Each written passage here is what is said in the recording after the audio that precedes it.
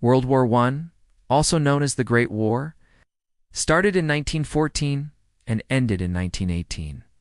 It was one of the deadliest conflicts in history. A war that would change the world, and a war that was supposed to end all wars. Yeah, about that last one.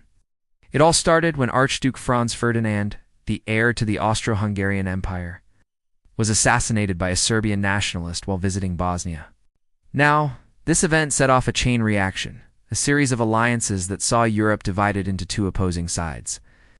On one side, you had the Allies, led by France, Russia, and Britain. And on the other side, you had the Central Powers, led by Germany, Austria-Hungary, and the Ottoman Empire. The war began with Germany declaring war on Belgium. Beginning their invasion through the neutral country in order to get to France, this caused a political crisis in Britain. They had obligations to defend Belgium, not to mention being tied to the Antwerp Cordial. So they jumped into action, sending out a call to arms. At the time, the British Empire contained several colonies, including India, which at that time was a part of the larger British Raj. A call went out to all able-bodied men of the armed forces to report to their local recruitment office.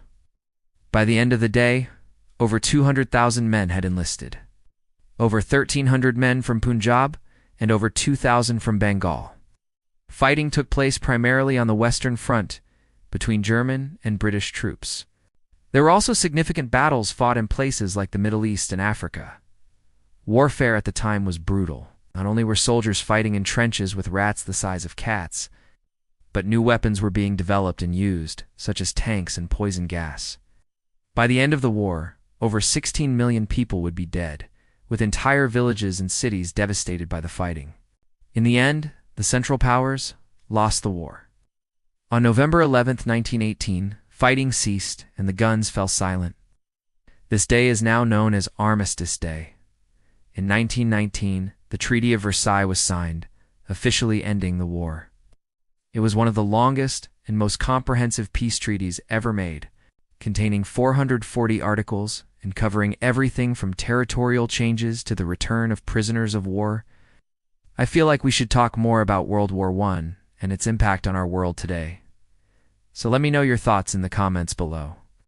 And if you want to learn more about the end of the British Empire, stay tuned for more information.